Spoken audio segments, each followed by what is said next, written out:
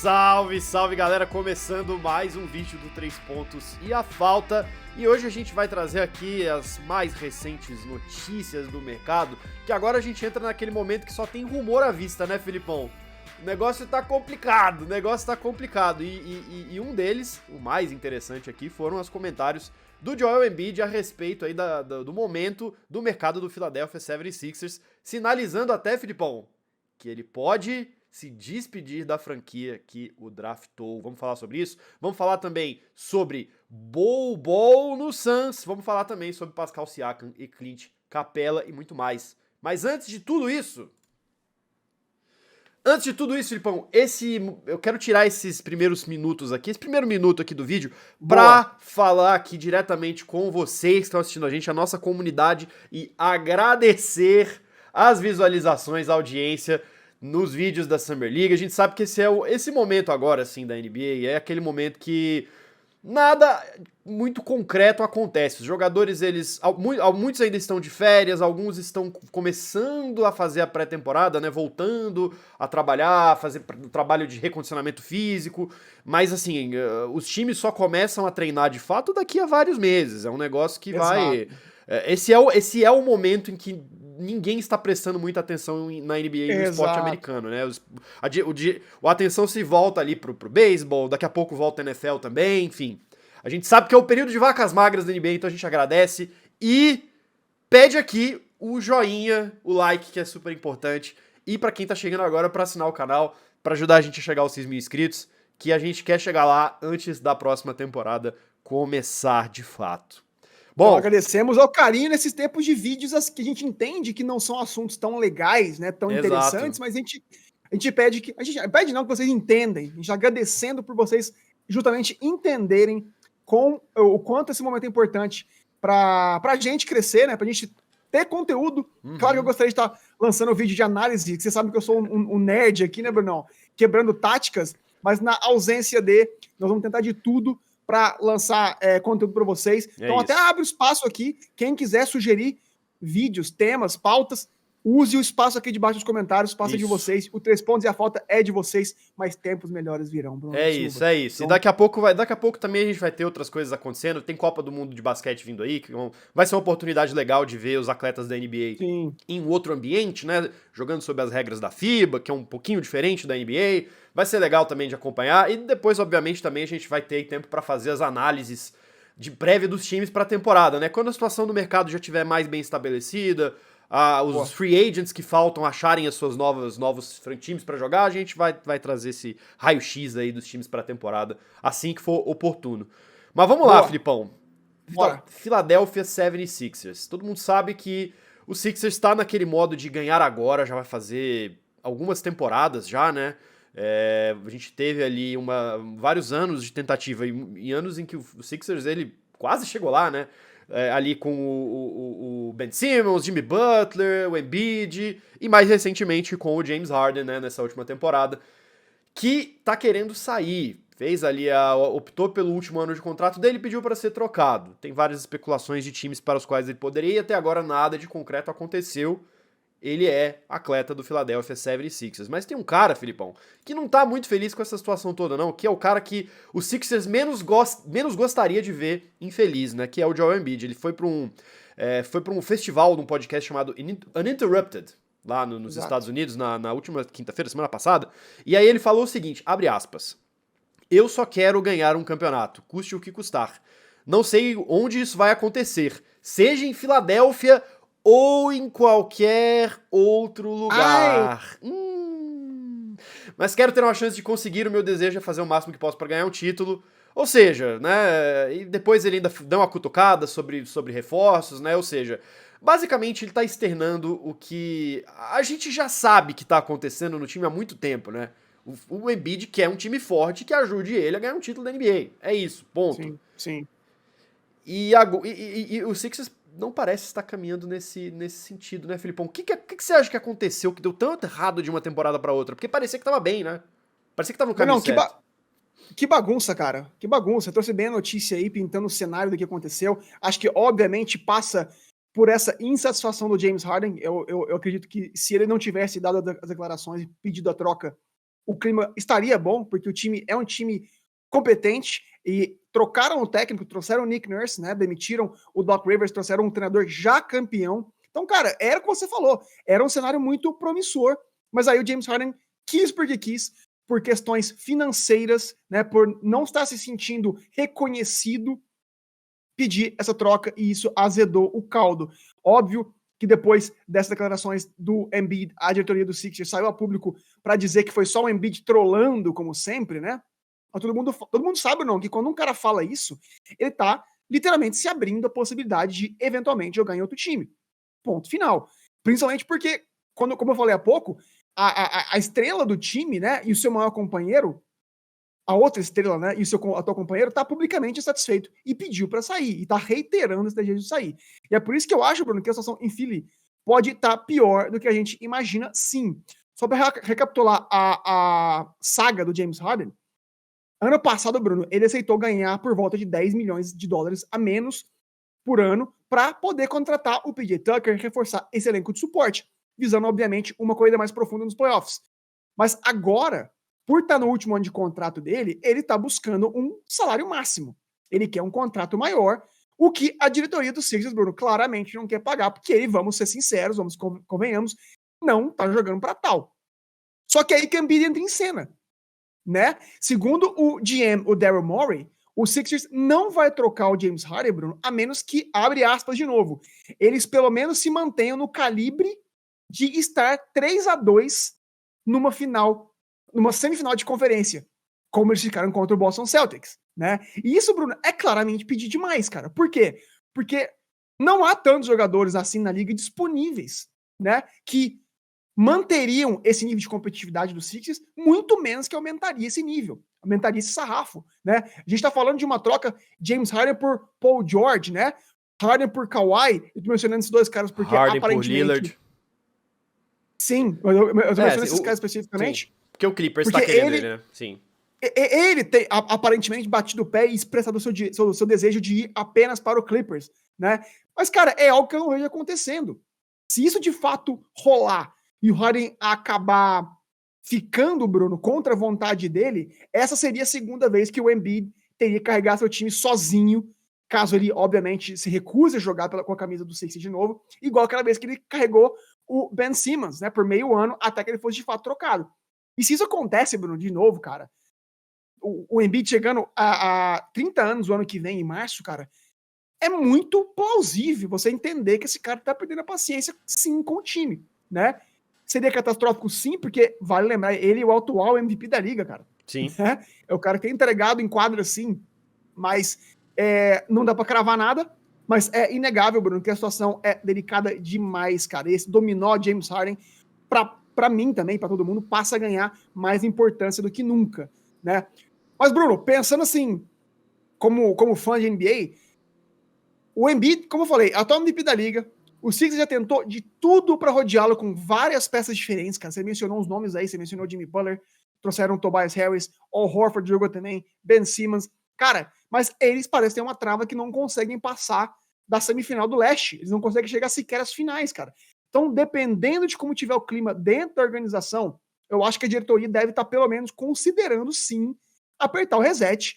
Principalmente porque se essa situação do Harden sair de mão, Bruno, pode ficar ainda pior e eles podem perder esse cara por nada no ano que vem, como a gente mencionou. Então vamos ficar de olho no Sixers, que, né, é uma história assim que a gente queria que desse certo, que a gente quer ver o Embiid sendo competitivo, a gente quer ver, a liga precisa dele, mas há aparentemente uma trava, né? Esse time é impressionante que não consegue crescer quando mais precisa deles. E eu acho muito interessante, assim, que o Harden tenha decidido dar dar essa bagunçada no time, né? Justamente no momento em que, vamos lá, talvez o ponto mais fraco do time foi justamente o que mais reforçou, que foi o comando técnico, né? Foi o banco, né? Assim, o Doc Rivers já há muito tempo é um cara que é criticado, que toma decisões questionáveis, especialmente ali no momento a momento dos jogos, né? E tem muita notícia de bastidores dizendo que o próprio Harden não gostava muito de treinar sob o comando do Doc Rivers e o Sixers foi buscar justamente uma mudança nessa área, cara. Assim, o Sixers fez basicamente tudo que o Harden quis, cara. Tudo. Mais uma vez, né? Tudo. Vai lembrar que o Nets fez também tudo que ele queria. Fez tudo que ele queria. Ele e Kevin Durant queriam. No caso do Nets, eu acho que existe ali uma... Dá até pra argumentar que ele teve que lidar com toda a questão do Kyrie, que não queria jogar, que durante vários momentos o Harden... Ele entrou, teve que se adaptar ao estilo de jogo dele pra ajudar o time, e aí o time ficou todo disfuncional, o Kevin Durant lesionou. Mas sim, o Nets também fez tudo que o Harden quis, né? Mas nesse caso, assim, eu tenho a impressão de que, poxa, parece que o Harden tá meio sem paciência, sabe? E eu não vejo o porquê, porque eu não vejo uma situação em que ele, né, se de fato o Harden quiser mesmo ganhar um título, como ele sempre vem falando, que ele quer ter o anel dele, ele quer ser campeão, eu não acho que ele vai encontrar no Clippers uma situação melhor do que a que ele tem em Filadélfia. Ele pode encontrar uma situação parecida. Eu vejo muitas similaridades, né? Ainda mais a troca realmente envolver ou o Kawhi ou o Paul George, né? Ou seja, não é que ele estaria entrando num time com esses dois caras. Seria um time pior do que esse atual, na minha concepção, com o James Harden, que não entrega nos playoffs. Simples assim. Ele entregou 2 performances de 40 pontos contra o Boston Celtics, sim, né? Se não tem ele no time, o time não ficaria 3-2 nessa semifinal de conferência, sim. Mas, cara, ele é um cara com histórico completamente duvidável. Não dá pra confiar nesse cara, tanto no quesito técnico, mental, quanto físico. Então, eu fico surpreso que ele esteja imaginando que ainda tem mercado para ganhar o Max, Bruno. Pois é. Eu acho que ele não tem, né? Então, de duas, uma. Ou ele reconhece que não é um cara de max contract e volta para Filadélfia, pede desculpa pro Embiid e fala, cara, seguinte, desculpa criar esse burburinho aí, vamos jogar, vamos ganhar, vamos provar pro mundo que a gente é merecedor. Ou, cara, o Embiid vai realmente ficar muito satisfeito, Bruno. Porque, como eu falei, se o Harden não arreda o pé e não é trocado e evita, não quer jogar, cara, por isso essa frase do Embiid se torna mais séria ainda. Porque, como eu falei, perto dos 30 anos, Bruno, a janela dele é agora, cara. Então, se ele pensar que, galera, seguinte, Philly, obrigado, tentamos ao máximo conseguir um título aqui, não rolou, eu vou buscar outros mercados. E já há um burburinho dizendo que o meu Knicks, Bruno, é um time que está monitorando muito de perto essa situação. Havia o interesse do Knicks pelo Karl Anthony Towns, ele é de Nova York, inclusive, de vir a jogar no Knicks, mas se o Embiid fica disponível, o Knicks é um time que tem muitas picks para oferecer para a Filadélfia, caso eles optem realmente pelo rebuild. E é o cara que encaixaria com uma luva no esquema de jogo do Knicks, né?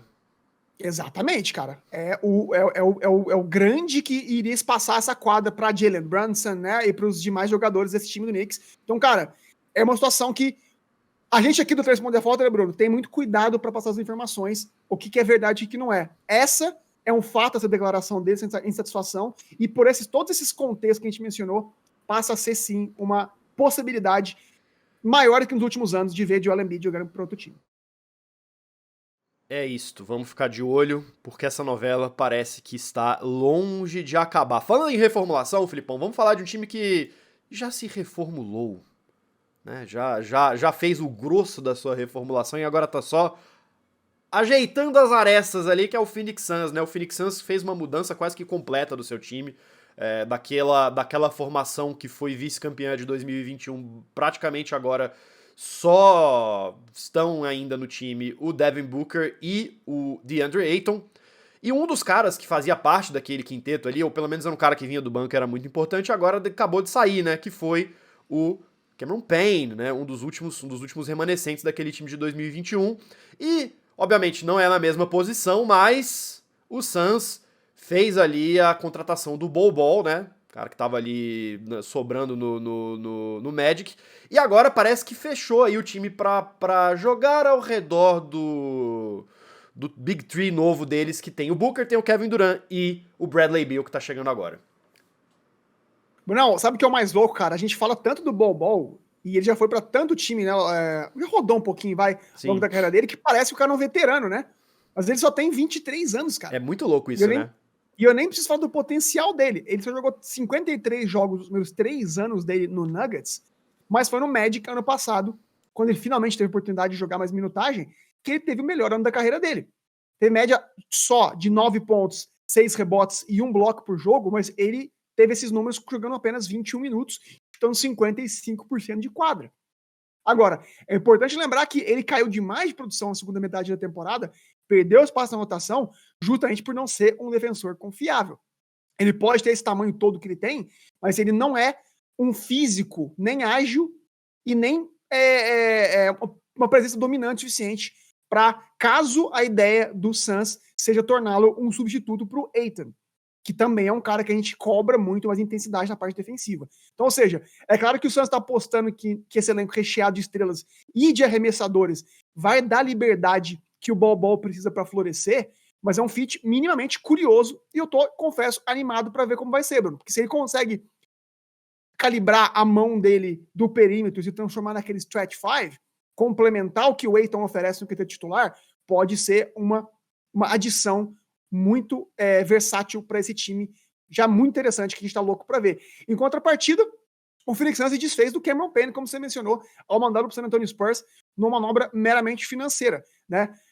Com esse movimento, eles salvam, Bruno, 26,4 milhões em taxas. É claro que também né, o fator basquete dessa decisão. A gente sabe que o Coach Vogel é um treinador meramente defensivo, meramente figurativamente falando, né? Ele é extremamente defensivo e como o Suns ganhou muito em altura e fisicalidade nessa off-season, Bruno, então eu via o Payne claramente como um cara que destoava nesse elenco, principalmente porque você já tem o Beal e o Booker na backcourt, então ele seria mais uma peça muito pequena ali para suprir na segunda unidade. Mas, de qualquer maneira, olho nesse timaço que o Suns está construindo, Bruno. Estou muito animado. Então, parabéns ao trabalho do Matt Ishbia, que realmente não mediu esforço para dar um time competitivo para suas estrelas. De fato, assim, eu acho que o Suns, ele definitivamente vai ter um sistema muito, muito competitivo. Eu acho muito curioso, assim, né, ver como que o Suns, ele foi de um extremo para outro, né, porque a gente via ali, obviamente, não é que o Suns não tivesse suas estrelas, né, com o Chris Paul, com o Devin Booker. Devin Booker, obviamente, ainda muito em formação, né? Acho que hoje em dia ele é um jogador muito mais pronto do que ele era ali em 2021. Mas era um time que parecia apostar muito mais no coletivo, né? Naquela coisa do jogo coletivo, num sistema em que você tinha ali um banco forte também, né? Acho que com exceção, obviamente, da posição ali do pivô, né? Que sempre foi a grande carência deles em 2021. Mas me parecia um time que era muito mais pensado no jogo em equipe do que esse jogo das estrelas, né? Essa nova construção do time do Suns me parece que é exatamente o oposto, né? Totalmente focado ali em ter o suporte ideal para esse trio, ou ter formações que ajudem a potencializar individualmente cada um desses caras quando não puder ter os três. Exato. Ou seja, é a mesma estratégia do Brooklyn Nets de 2 anos atrás. É verdade, é verdade. Eu acho muito curioso, porque, né, a gente pensa naquela temporada de 2021, o time que foi pra final foi exatamente o Suns. Ao contrário do Nets, que obviamente teve muito problema de lesão, a gente nunca vai saber se os três, né, o Big Three do Nets daquela época tivesse jogado junto até onde iria, a gente não teve a oportunidade de ver isso. Mas vamos ver, né? Vamos ver. Eu sinto que pro Suns talvez possa dar mais certo. Eu acredito que vai depender, obviamente, de como que esses três caras vão jogar, vão se entender dentro de quadra. A princípio, eu vejo uma química mais possível e mais provável entre Devin Booker, Kevin Durant e Bradley Beal do que poderia ter entre Kevin Durant, James Harden e Kyrie Irving. Mas não deixa de ser curioso como que esse time virou a chavinha de um jeito completamente surpreendente em apenas 2, 3 temporadas, né?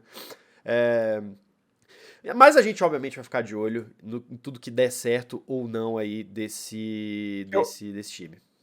Eu acho que alguém vai ter que abrir mão de jogar com a bola na mão. Né? A gente menciona o Brooklyn Nets, funcionou porque o James Harden se transformou desde que chegou do Houston para lá, né? Ele se transformou num passador e não finalizador, né? O que acontece? Beal, Booker e KD, os três ainda estão na fase de sua carreira em que eles são finalizadores. Eles são conversores de arremessos, né? Ou seja, vamos ter que ver quem desses caras que vai assumir esse papel de facilitador. Porque, como a gente mencionou, eles perderam Chris Paul e perderam Payne, que eram os dois números 1 desse time né? Tanto titular quanto vindo do banco. Então, quem será que vai ser esse facilitador, esse playmaker desse time para botar todos esses caras, esses arremessadores de perímetro que eles contrataram para jogar, né? Se funcionar, Bruno, candidatíssimos a vencer a conferência e chegar eventualmente à final, né? Mas passa também, além desse fator que eu mencionei de descobrir quem que vai ser o número 1 desse time, do Ayton. O Oeste é um time muito alto, muito físico. Principalmente o Ayton, né? Passa por um Ayton sendo mais defensivo, né? Um cara mais pilhado, um cara que se entrega mais em quadra, porque do contrário eles não têm chances contra equipes mais dominadoras, como o próprio Nikola Jokic e o Denver Nuggets, por exemplo, que foram campeões agora. É isso, a gente vai ficar de olho, vamos ver quem que vai assumir essa posição número 1 aí. Vai ser um time muito interessante de acompanhar ao longo dessa temporada regular. Filipão, para fechar aqui, vamos falar de 2 jogadores que estão aí ligados em movimentações de mercado. 2 jogadores que estão em situações, né, de time muito parecidas, né, que são ali times que estão naquele meio do caminho, que não sabem se continuam investindo na formação atual ou se apertam o botão do reset e começam do zero, que são o Pascal Siakam e o Clint Capela, né? Siakam no Raptors e o Capela no Atlanta Hawks. Bom, por qual deles que você quer começar? Quem que você quer falar primeiro? Não, o legal de trazer esses dois é que eles são figuras que estão conectadas. Então, por isso eu estou trazendo os dois de uma maneira combinada, né? De acordo com o Mark Stein, que é uma figura super importante na imprensa americana, depois de se desfazer do Van Vliet, a impressão que fica no Raptors é que eles realmente, Bruno, vão dar mais oportunidade para Anunoby e Scottie Barnes, né? Eles querem que esses dois caras, que têm 25 e 21 anos respectivamente, sejam os protagonistas. Né? E que, portanto, caras como o Siakam, que tem 29 anos, seria visto como possível moeda de troca. E, de fato, Bruno, agora sem o amador titular do time, não dá para imaginar o Toronto competindo. Né? Então, não seria nada inteligente, na minha opinião, manter o cara, até porque ele é free agent ano que vem. Ou seja, se tem uma hora para trocar esse cara, a hora é agora. Então, eu realmente acredito que a gente vai ver alguma novidade sobre o Siakam. Né? Agora, os times que têm mostrado mais interesse nele é o Pacers e o Atlanta Hawks. Desses dois, Bruno, eu não acho que o Pacers vai ser um pretendente tão agressivo, porque já contratou o Jarvis Walker e o Obi Toppin nessa off-season, e aparentemente, na minha opinião, tem preferido jogadores mais jovens pensando no futuro. Mas o Hawks é um caso diferente, é um caso mais interessante. Por quê? Porque se ele realmente vai para Atlanta, Bruno, então é entendido que isso abriria o caminho para o Capela sair. E o Capela saindo, o destino mais provável e interessante em termos de fit é o Mavs do Luka Doncic e do Kyrie Irving. Isso faz muito sentido, porque o Raptors, Bruno, reassinou com o Jakob Poeltl. Ou seja, eu não imagino que eles pediriam o Capela em uma eventual troca, né, pelo Siakam. E sim, um pacote mais jovem com o DeAndre Hunter, outros jogadores mais jovens, alguns picks também, principalmente, né, o que, portanto, deixaria o Capela livre para discutir uma ida pro Dallas Mavericks, que para mim seria, como eu falei, muito, muito interessante para os dois lados. Então é importante a gente ficar de olho nesses nomes, porque podem mudar consideravelmente a formação desses times, né? Seria muito legal ver o time do Hawks jogando com um pivô mais móvel, né? Um falso pivô, digamos assim, como o Siakam, passando a quadra para as penetrações do DeJounte Murray, que reassinou um contrato grande, vai permanecer por lá, né? Também passar a quadra pro Trae Young e pro Mavs, Bruno, que tem uma carência muito, muito grande de um cara dominante, de um cara que faz o trabalho sujo dentro do garrafão, porque eles já têm essas outras peças complementares nas figuras de Kyrie Irving e do Luka Doncic. Então, estou muito interessado de ver como é que essa novela vai se desenrolar, porque são nomes interessantes e que deixaria, na minha opinião, a liga um pouco mais interessante. E eu acho que também podem ser aquele tipo de troca que pode ser ali a pecinha no dominó que vai desencadeia diversas mudanças na liga, né? Porque, de fato, assim, eu acho que se sai depois pro caso do Hawks, se sai o Capela, depois de sair o John Collins, são ali as duas figuras que eram ali os pilares que equilibravam o time que dependia do Trae Young, né? Então, será que vai fazer sentido manter o Trae Young no Hawks? É uma pergunta. Se sai, eu acho que a mesma coisa também, meio que no inverso, funciona com o Siakam, como você falou, né? Você tem ali uma vontade de apostar mais nos jovens da equipe, especialmente no Scottie Barnes, fez uma super temporada de estreia na liga, e nisso o Siakam fica sem espaço, né? Então podem ser dois movimentos muito interessantes mesmo, a gente vai ficar de olho, a gente vai acompanhar. É isso, Filipão, fechamos. Mais um vídeo aqui do 3 pontos e a falta.